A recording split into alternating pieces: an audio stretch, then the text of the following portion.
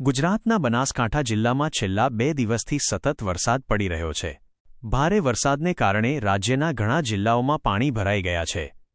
બનાસકાંઠામાં 16 ઇંચ વરસાદ પડ્યો હતો, જેના કારણે આ જિલ્લાના ઘણા ગામો સંપર્ક વિહોણા થઈ ગયા હતા. હવામાન વિભાગે 8 સપ્ટેમ્બર 2025ના રોજ જિલ્લામાં રેડ એલર્ટ જારી કર્યું હતું, જેમાં ભારેથી અતિભારે વરસાદની ચેતવણી આપવામાં આવી હતી. સુઈ ગામમાં છેલ્લા 24 કલાકમાં 16.5 ઇંચ વરસાદ પડ્યો છે, જેના કારણે નડાબેટનો રણ વિસ્તાર સમુદ્રમાં ફેરવાઈ ગયો છે. અંબાલાલની આગાહી મુજબ નવરાત્રી દરમિયાન ગરમી અને વરસાદી વાતાવરણ રહેશે. 6ઠ્ઠા દિવસથી દશેરા સુધી સમગ્ર ગુજરાતમાં વરસાદી ઝાપટા પડશે. એટલું જ નહીં, દિવાળીની આસપાસ પણ વાદળછાયું વાતાવરણ રહેશે. નવેમ્બરની શરૂઆત સુધી ગુજરાતમાં વરસાદ ચાલુ રહી શકે છે. ગુજરાતની આસપાસ 2 વરસાદી સિસ્ટમ સક્રિય છે, જેના કારણે ભારેથી અતિભારે વરસાદ પડ્યો છે. 12મી-18 સપ્ટેમ્બર દરમિયાન વલસાડ અને ડાંગમાં 10મી-20 મીમી વરસાદ ચાલુ રહી શકે છે.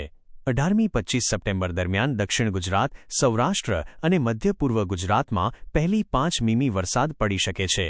કેટલાક વિસ્તારોમાં 45 કિલોમીટર પ્રતિ કલાકની ઝડપે પવન ફૂંકાઈ શકે છે. આ સિસ્ટમની સૌથી વધુ અસર ઉત્તર ગુજરાત વિસ્તારમાં થશે. વરસાદી સિસ્ટમ સક્રિય થતાં આગામી 3 દિવસ ભારે વરસાદ પડશે. ગુજરાત પર એક નીચા દબાણનો વિસ્તાર આવશે, જેના કારણે આજે દક્ષિણ ગુજરાત અને સૌરાષ્ટ્રમાં પવનની ગતિ વધશે.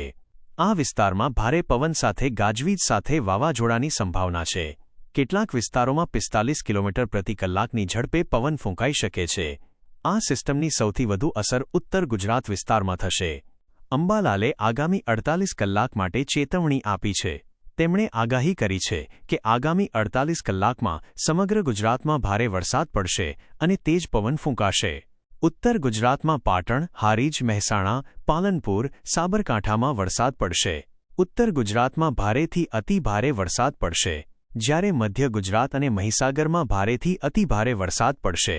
આમ અંબાલાલ પટેલે આગાહી કરી છે કે અમદાવાદ અને ગાંધીનગરમાં પાણી ભરાઈ જશે.